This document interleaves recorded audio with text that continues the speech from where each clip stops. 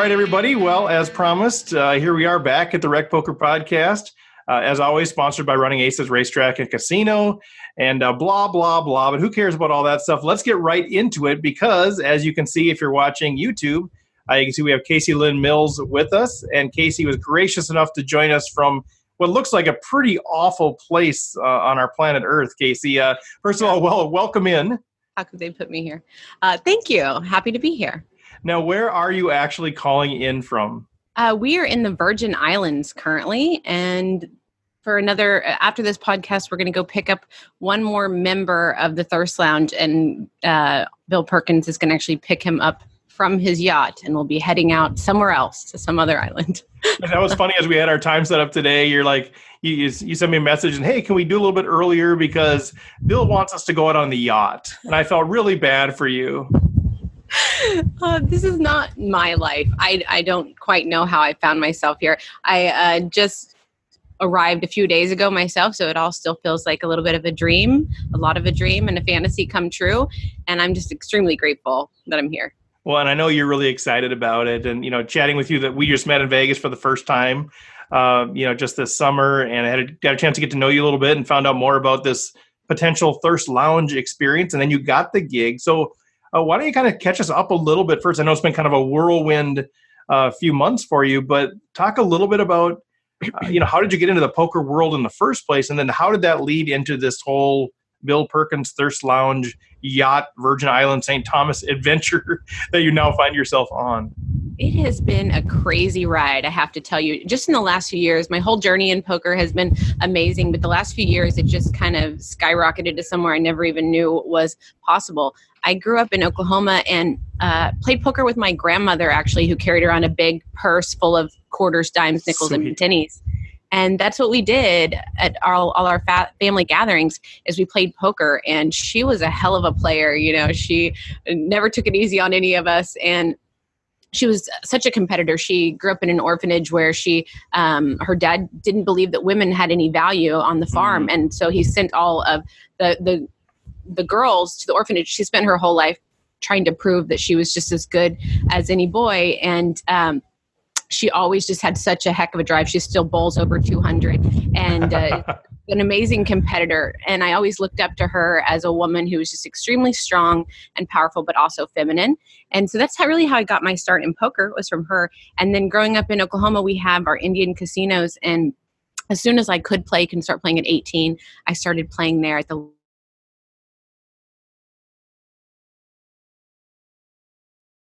Oh, our internet connection kind of froze up there for a second, Kasey. local shrimp batter. And after there we go. Now we're back in there, I think. Okay. Yep. So anyway, so what I last heard was the local Indian casinos, you started playing as soon as you could. Yeah. And after the Moneymaker boom, around 2005 is when I really started playing. I loved poker. I ate up every content that I could find, from the high stakes poker, anything. I've watched them all, the seasons, multiple times. And Scotty Wynn was our ambassador, and we had this thing where the pros would come in. I remember Mike Matisow, Cloney Gowan, and Todd Brunson, and all these people that I had watched came in, and they had these heads-up machines, and they let the amateurs play against the pros. And I played a couple of those matches, and I won somehow. I won.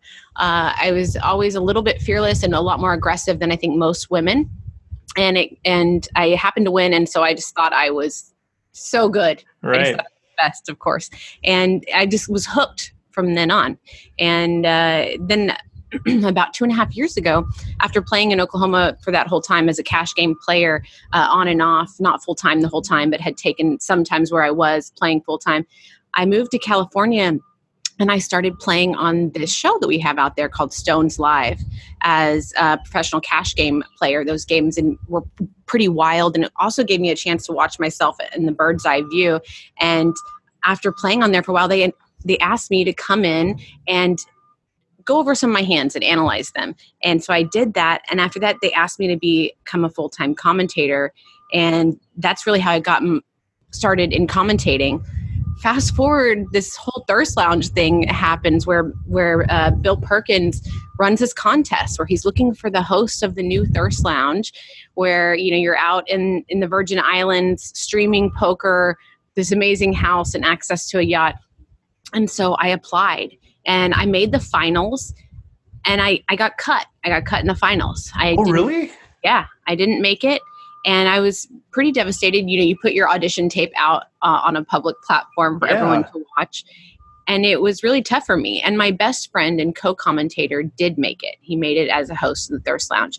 And I was extremely excited for him. I was really disappointed. But I tried to let that drive me. I cried for like a day. And then I tried to let that be a driver for me to work harder, and both as an entertainer and just as someone studying and really putting in effort. So next time an opportunity like that came around, I wanted to be ready for it. Lucky for me, a couple of people of the hosts of the Thirst Lounge ended up leaving for various reasons. Kelly Minkin and Kat Valdez both left the show, and so a spot opened up. And they ran a new contest for the Thirst Lounge. I have a 6-year-old son, and I know he's always watching me and everything that I do. And it was really tough to convince myself to put myself out there again for that sort of rejection on that public field. But I said, I'm not going, no matter what happens, I just have to keep fighting. I have to get back up and try again. And so I put out another tape and tried to make it better than the first one. You know, I just wanted to get better. And somehow, oh my gosh, I made it the second time I got it. I made it to the finals, and I actually got chosen to be one of the new hosts, myself and Adam. It's payday. And here I find myself now living in the Virgin Islands and playing poker on the street. It's so crazy, right? I mean, so how long, like from the first time you got rejected, was it the kind of the same time frame, or was this a matter of years, months? Okay. Months went by. Yeah. I think it was about 4 months, maybe 3 or 4 months when the opportunity came up again. I believe I was the only finalist that from the first time to reapply the second time. And okay. Yeah. Cause my inside of me, I'm thinking, well, why didn't they just then go to whoever was second or third and kind of not go through the process again? So it's painful for you because now you've got to kind of redo the process all over again, but you did it. And I'm curious, like, have you connected this, like, you know, is a piece of your grandma in you there in terms of your, you know, your commitment, your tenacity? Do you feel like that was kind of what she would have done, or? 100%. And I also just think I have always had this kind of fighter spirit that I've had to have. We grew up from very humble beginnings and didn't have a lot. We didn't have a lot of money, and just had a lot of hard experiences from a young age. And I remember I wanted to ride horses as a little girl, and we couldn't afford it.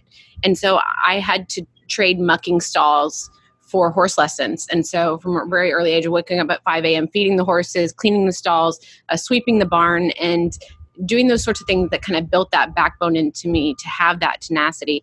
And then again, if I wanted a car at 16, I had to work for it. So I started working as a waitress and an omelet flipper at Golden Corral from a very young age. I actually wasn't supposed to be working yet, but I found a way and made it happen, and was able to get my little Nissan Sentra at 16. So I just always really had to fight for everything I wanted. And so again, when this opportunity came up, that's what I wanted to do. And also I had a little witness that I think made it even, more important to me. Because you're being a role model in that way. For sure. Well, I love that. I love that so much. And you and I have similar backgrounds, frankly, about that too. And, I think people will look at you and say, okay, you're the host of the Thirst Lounge, Stones, all this amazing stuff. And I think there's inside of human nature, there's this sense, and maybe because we're poker players, we think, oh, they just got really lucky. And clearly you did. You caught some good breaks and all of those things. But underwriting all of that is this work ethic, this tenacity, this, I would say even appreciation, because you grew up with humble beginnings. I know how much you probably appreciate each thing that you do receive going forward. And I think that's a great message for people to see. And I love that we're talking about this. This wasn't really the idea of the thing, but I love this because it shows that everybody has a story. You didn't just show up one day and there's Kasey Lynn Mills, star of the Thirst Lounge. Yes, you caught good breaks, but you worked hard and you had a great role model in your grandmother to help get you there. I couldn't agree more. I have been extremely lucky to be in the right place at the right time with the right opportunity to come up. But it's exactly as you said. If I wasn't ready with those life experiences and those role models I had, I wouldn't have been able to grab that opportunity when it came time. And because of my experiences, I wake up every day and it's so easy for me to just tear up just looking at where I'm at, because I don't take a second of it for granted, or it does feel like a fantasy. And I just really want to make sure that every day I'm taking in where I'm at and really seeing it and being here. Well, I love that. So thanks for sharing that. I know that's being more transparent than maybe you were expecting on the show, but I love that. I love the story. I love now that you have this platform to kind of relay that story. And for what it's worth, I'm proud of you. I mean, that's a great thing. So let's talk a little bit. So you're a player. You're mostly a cash player. You don't play a lot of tournaments. Is that that's fair? right? I've been mostly a cash game. Steered clear of tournaments purposely for a really long time. But just over this last year, I've been starting to invest a lot more time in studying tournaments and just starting to play them more as well. So this series, I played a few more tournaments and played a couple, one on the circuit and on WPT, a couple events as well. So I'm starting to invest more in tournaments and really enjoying it. But yes, definitely cash game. Well, for me this summer, I kind of wish you hadn't started playing tournaments. So when you and I met, it was sort of a funny situation. I thought it was funny because late position, I open with 4-5 suited. You're in the big blind, I think, and you defend with ace jack. And the flop comes like 4-4 jack or something like that. So I just got you crushed. And then it ran out like ace jack or something. And that's how we first met. I'm like, and then I saw you in the hallway. I'm like, okay, let's talk about this or whatever. So I kind of wish you had deferred a little bit longer on the tournament side of things, but but no, that's fun. And I love hearing that. Sometimes I think there's also a built-in, we think, okay, some of the hosts of different things, whether they're male or female, we think, okay, they're hosting things. They might not know a lot about the game, but I love having that knowledge now that you're actually, you've studied the game and you're studying the game and you continue to work and get better. And I love knowing that you're involved with broadcasting and reporting, but you're also a player. I think that's fantastic. Thank you. Yeah, I am. This opportunity specifically, being in this house with the other hosts, it's amazing for me because we have access to a lot of study materials, and there are some players here that, like Maddie, one of the other hosts, he put in 100 hours this last week studying, and just being around that energy has been amazing for me, because anytime I see him studying, I'm like, I need to go study, just wanting. And so I feel like this environment specifically is going to help me to get so much better as far as the poker side as well. Well, let's just spend, that's cool. Let's just spend a couple minutes too talking about, so what we're looking at right now, this is where you are living. Yes. Okay. So bring our, those who aren't as familiar, mostly recreational players that listen to this, we have a good mix, but a lot of people might not even be familiar with the Thirst Lounge. And you did, talk about it a little bit, but let's just talk a little bit. What is this place? So it's a house in the Virgin Islands where What happens? Like, what is this deal and how do I become a part of this? But, just tell us about what this deal really is. What's going on? Some of you guys may be familiar with Bill Perkins. He's produced movies. He's been in oil. He's been in he's an entrepreneur, businessman, and a lover of the game of poker. Yeah. And so he started this Thirst Lounge thing where he would come out to the Virgin Islands, stream poker, sometimes from the yacht, sometimes from a house, and have like guests come out and just really living the life, right? And he's always been one that's been extremely generous and wanting to give back and build up the community and give people a shot who are just trying to make something happen for themselves.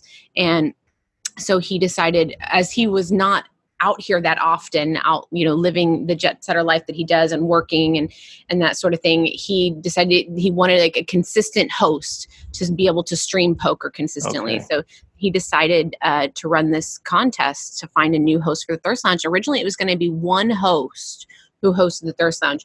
But the amazing man that he is, luckily, it ended up 10. They chose the TL10, the Thirst Lounge 10 hosts. And so now we have 10 people who are the hosts of the Thirst Lounge. And so we can just really stream constantly. We stream on Twitch, and we also put out content on YouTube, video content on YouTube as well. And so we're all living here studying. We have access to Raise Your Edge. Elliott Row mindset courses, and we got a staking deal, Party Poker and Bill Perkins both staking us to be able to play poker, cash or tournaments, even some live events as well. And we're doing that out here the project was a year. And so it's going through till February. And yeah, here we find ourselves in this beautiful setting and access to some amazing things like the yacht. And we're also trying to give back to the community out here in the Virgin Islands and looking at hosting different charity events. They've already done some things out here also. So yeah, that's kind of how it's all started. And you can find us, The Thirst Lounge, on Twitch, and you can also subscribe to our YouTube channel as well. That sounds awesome. It seems like, Rec Poker should come out there for a week and just report on things. That's what it seems like to me. I don't know about, right. I'm sure everybody would turn that down. Well, what about, before we switch into the women in poker, since we're mentioning some of where we can find the Thirst Lounge, how about yourself? Where can people connect with you if they're interested? Because I often forget to ask people that before the end of the show. So while we're there, kind of how can people connect with you personally? I am Poker Mama on everything, but it's an interesting spelling. Mama is Mommaa. So Poker Mama on Instagram, Twitter. You can find me there. Awesome. Okay, so let's shift into women in poker now. So I guess just in general, what are your thoughts on that topic before I kind of get into specific things? I just like to say just generally, when the topic of women in poker comes up, what's sort of your reaction, whether it's your emotional reaction, your logical reaction? How do you kind of respond to that in general? When I think of women in poker, I instantly think of all these badass women that I know that are in poker. That's the first thing that comes to my mind. Starting with your grandma. Starting with my grandma, and then like Jen Shahadi, I'm probably butchering her last name, but who was on your podcast recently. Yeah. Just an amazing woman in poker. I think of Sasha, who I also really, really look up to, Jamie Kersetter, these people that I just think are just amazing people, and they're amazing women in poker. That's the very first thing that comes to my mind, is all these amazing role models that I see in poker. Okay, no, that's fantastic. So, and there's a ton. And what's fun was, as I, connected with one, they'd connect me with another one, and there's all these just wonderfully amazing, gifted poker players and people, as you said. And it's fun to learn more about the women in poker that are really making a difference. So when you think about, I guess the numbers from a pure number perspective, again, this year, I believe it was 4% of the main event was women. And that's sort of the kind of where it's been for a number of years. And it's, it's higher online, and we can talk about all the different things, but in general, gender diversity is lower in poker than in a lot of other activities. And so when you think about that, do you look at that and say, that's a problem that we need to figure out? Or do you look at it more like, there's a lot of societal things that are going on, a lot of, norms, gender norms that are driving this thing. So do you see it as a problem, or do you see it as just a byproduct of our society?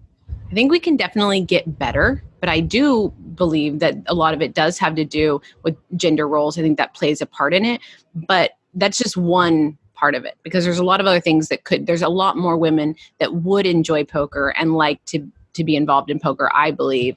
But it's very intimidating I think, for a lot of women to get started, and for anyone really, men and women. Yeah. I think it can be intimidating.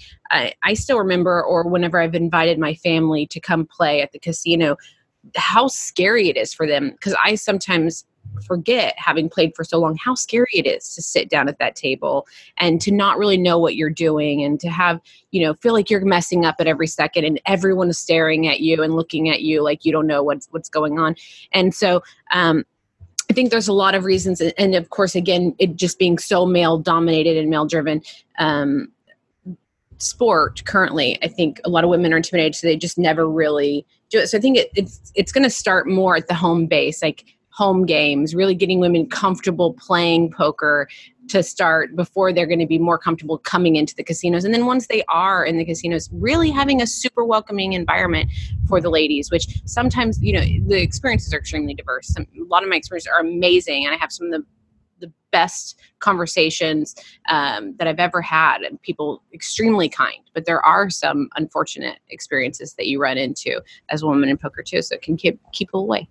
Yeah, and you mentioned, the intimidation of going into a casino for the first time. And I remember that I just started playing like 8 years ago, and I was like, I don't know what to do, where to go, who to talk to.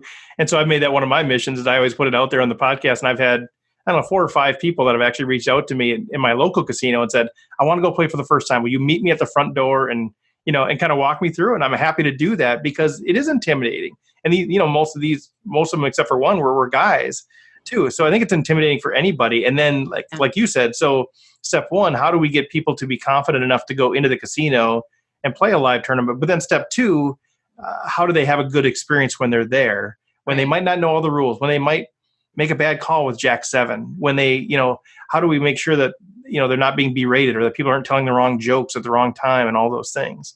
So that's kind of what I'm hearing from you is we can be better in both of those fronts. 100%. And inclusiveness and just making sure that we're inviting people in. I always try to get my girlfriends to come in and say, let's just play some low limit instead of hitting the slots this time or playing blackjack or whatever. Just come hang out with me. We can play some 4-8 limit or do something really small. You don't have to invest a lot of money, and let's just do it. And also we can do more home games so you're more comfortable. Also Stone's Gambling Hall out of Sacramento, where I commentated for a long time, something they did is they always had a table there that anyone could go and just sit and learn and at any time. And I think a lot of places who do that, it's great, but some people still won't do it. They don't want to sit down there and feel like they don't know what they're doing already. Yeah. And now there's a lot of other ways on your phone that you can get comfortable playing and learning and stuff. But I think going with a friend is really, really important to just get started. Yeah, I think that's a good point. We're trying to do some of these play and learns at our local casino as well, which is just a free thing. People come and, we're showing our cards. So it's kind of a strategy thing to it too, but it's also an on-ramp to play. And I think that's a good opportunity. So when you think about, casinos, what else could casinos do? So in addition to saying we're going to have a table or we're going to have on-ramps, is there anything casinos can do to help make this either, more inviting for new people or create an environment that's, I want to say less toxic, but at least is inviting to, all new players? I think this is something I'm just thinking off the top of the head, but most of the men who play, a lot of men are married or engaged. If we ran some sort of tournaments or contests where it's like, bring your lady, bring a wife, bring a friend, bring a daughter, bring somebody, and it's a low buy-in, something. It's a lot of fun, just creating that sort of environment. And I think everyone would get behind it because I think a lot of men really want their women or their family members to be more involved. It's something they really love, and they would love to see their significant other being able to share in that enjoyment with them. So if they could do something like that where it's like, and it's not too stressful for the ladies, maybe, more tag team events, that sort of thing where it's ladies and men together, that would be a great idea. Something they could run like once a month and everyone could get involved in. I like it. Yeah, a lot of creative ideas. What's your thought on women's events? I know we've had, like I mentioned, we've had several people on the show already, and there's kind of a different spectrum of perspective on having ladies events. Mm-hmm. Some thinking this is fantastic, this is great, we need more of these. People are loving the event, it highlights women, and blah blah blah blah blah.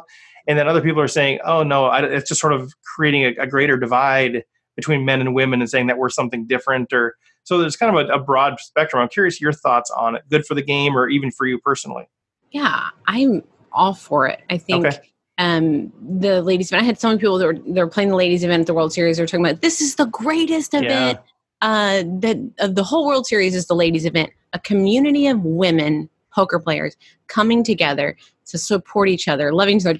The one time they all get to sit down together and we get to talk about our nails or our hair or whatever. Right, and just, this is for me, like, normally that's just not your experience. And laughing together and having fun and sharing in that enjoyment.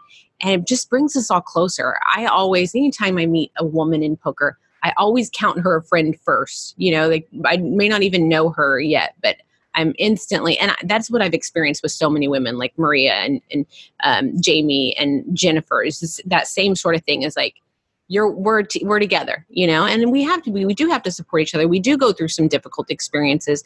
I try not to focus on them too much. And I think my background, growing up in Oklahoma in a very conservative household, and just the way that I was raised was I very much kept quiet when I have had those experiences, and just kind of let it wash over me and just tried to never let it affect me whenever people hey, little lady, let me tell Right. you how to play your hands, and just a lot of discrimination or sexist talk or just almost abusiveness at the table. And I really just always discounted it and never would really speak up.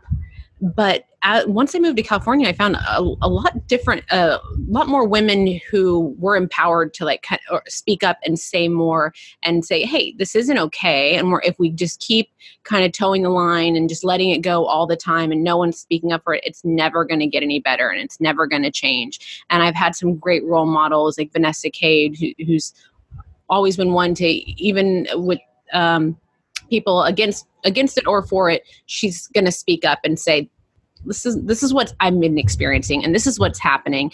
And I think also when other male players at the table speak up when this stuff happens is whenever I see a lot of big change, because generally it's great for the female player to be empowered and to be able to take charge and speak up. But if you see something happening at the table that's just clearly out of line and it's being done towards a female, if a male player does speak up and say something, oftentimes the whole rest of the table, who is also feeling uncomfortable about the situation, says, yeah, cut it out, and it oftentimes, whoever that kind of outlier person is they kind of slink back down.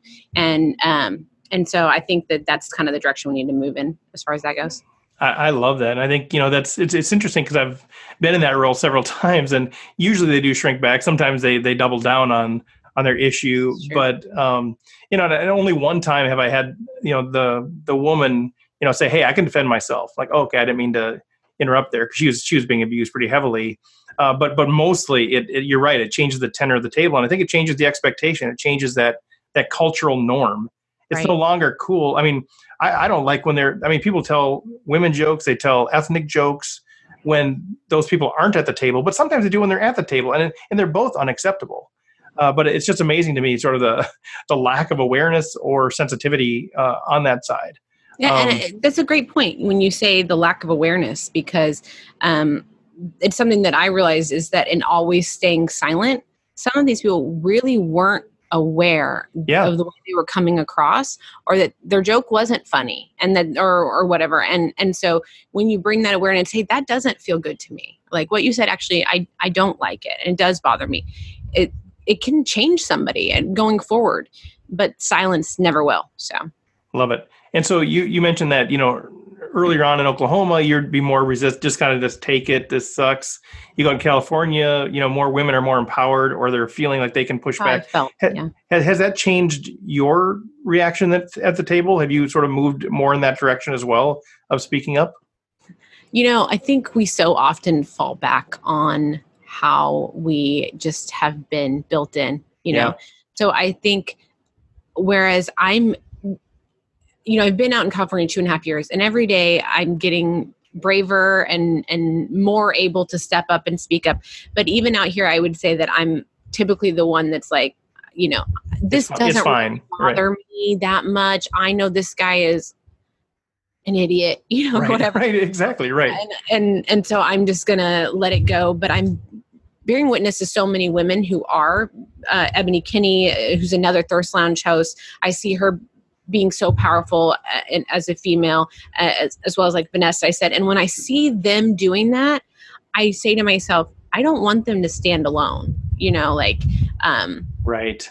It's important that I step out of my comfort zone and be someone else to speak up, because they shouldn't have to stand alone in that. Right. So that's something that's motivating me to be more active and be one who more speaks up, even though it may not come natural to me, or I may say, well, I can brush this off of my shoulder. Someone else, the next person who wants to feel comfortable at a table, the next female who sits down, if I haven't been someone to stand up because it didn't really bother me, I didn't really let it get to me that much, that may not be their experience. And it's really all of our duty to kind of help.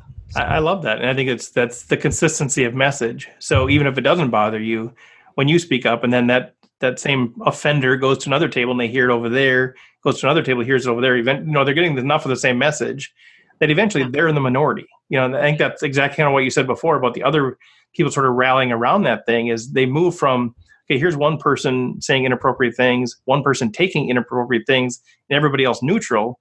And pretty soon now it starts to, flow in the direction of they're now the minority. Now they are clearly the idiot at the table. Right. And I think, for some people, I mean, some men especially are still Neanderthals. They're never going to get it. I don't know how you feel about evolution, but there's still people that I think are still on the caveman side of things, but they're never going to get it. But I think those people that are in the middle ground or people that are more thoughtful are eventually going to say, boy, what used to be funny, what used to be a chummy sort of thing isn't anymore. Maybe I need to, even if they don't change their mental perspective, at least they change what comes out of their mouth. And that's a positive change. I completely agree. And what you said about evolution, I'm a big fan of it. I love science. And if I didn't play poker, I'd be a biologist. I love studying that, and human nature and primatology specifically was what I wanted to do with a career before here. So I'm generally one who gives a lot of credit. I'm like, this is, men and women are built different. We're designed different, the way we think about things. And so oftentimes give people a massive break just for being where they are based on their level of awareness and evolution. Yeah. And, but again, it's at the same time, we still all have to give them a chance, to be able to evolve, because we can't just say, well, this is how they're made, this is how they're built. So they're always going to be that. We still got to give them a chance, who knows? Yeah. It's funny because I was literally sitting at the tables this summer, and I was out in Vegas longer than I've ever have been. And I'm just feel like I can almost like put people on the spectrum of evolution based on, it sounds horrible. I know, but I'm like, okay, that guy's more like a Neanderthal. It sounds horrible, but just it's sort of what was going through my warped mind. And I've looked at spiral dynamics a bit. I don't know if you've ever looked at that, but that's sort of, how society evolves and groups and individuals evolve. And I'm like, okay, this guy's a red, this guy's a blue, yellow kind of thing. So it's funny. These are the weird things that are going through my mind when I should be focusing on what are the betting patterns and things like that.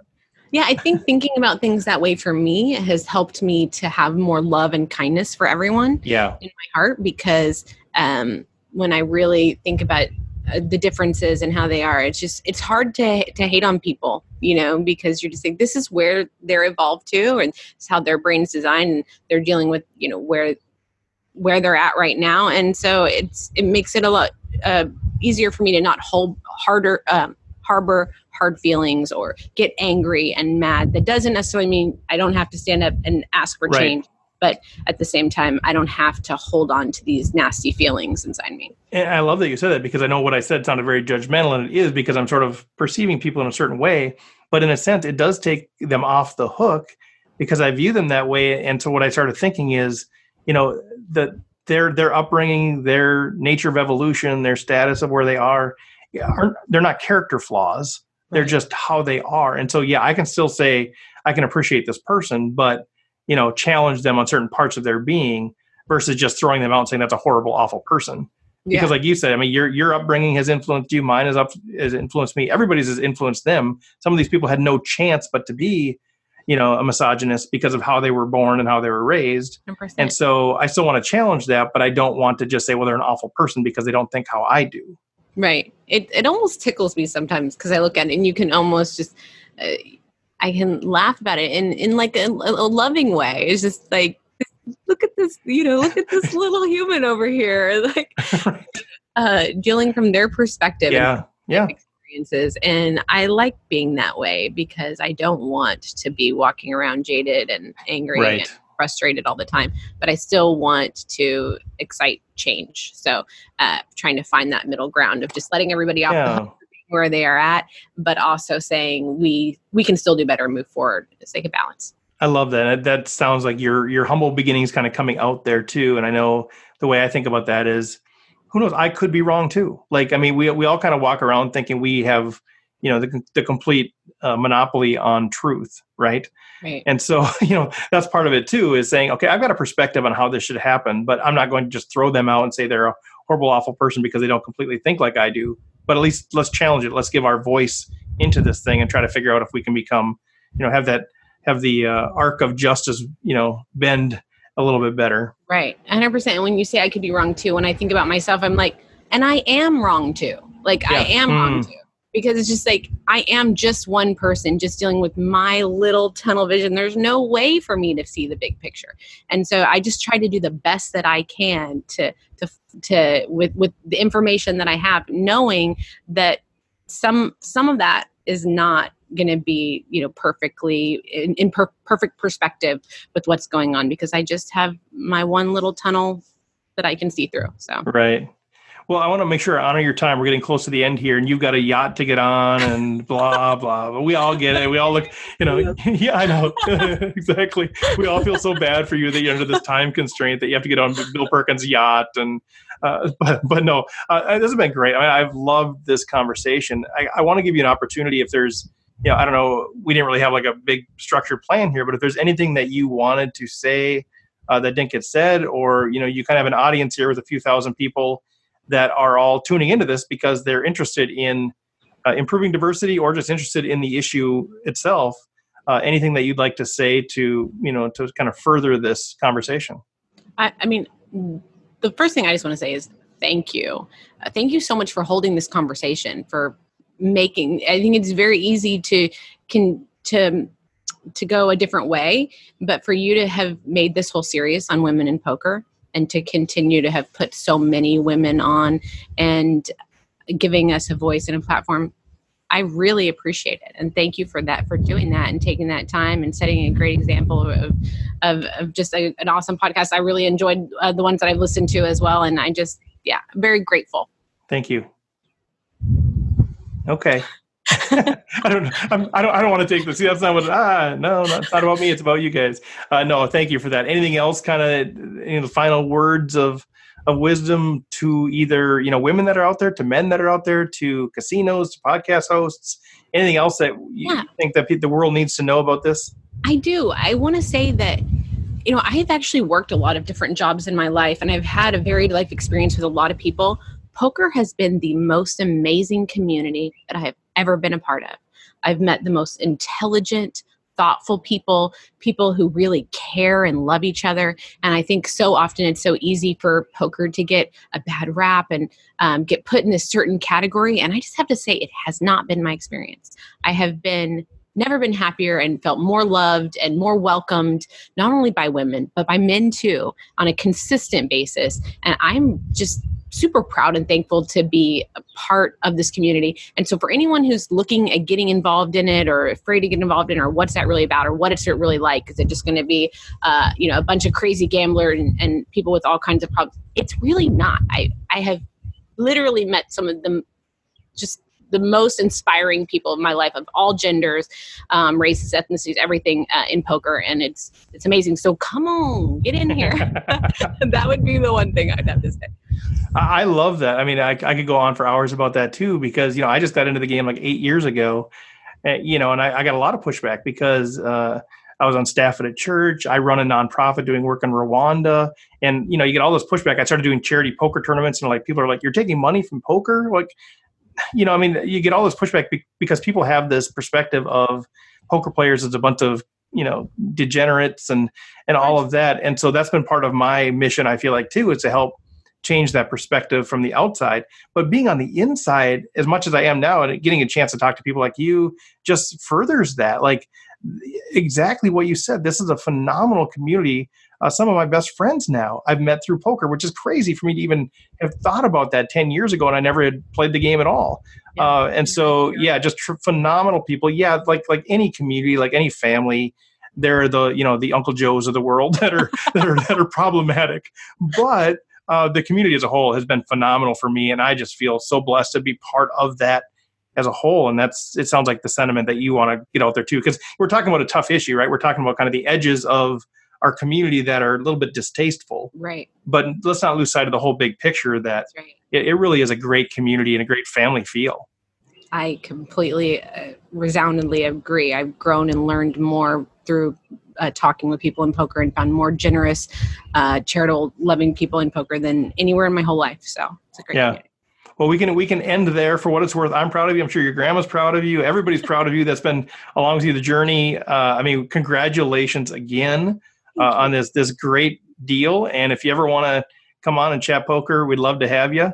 But if this is the end of the road for us, it's just been a pleasure getting to know you a little bit and hearing your story. And I'm excited to be able to kind of get your story out and your thoughts out to our audience.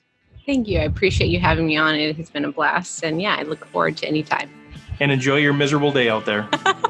All right. Sounds good. All right. Take care, Kasey. All right. Bye-bye. Bye-bye. All right, everybody. Well, that's it for the Rec Poker Podcast for this week. Thanks so much for joining us, and we will be back next week with another guest. Take care.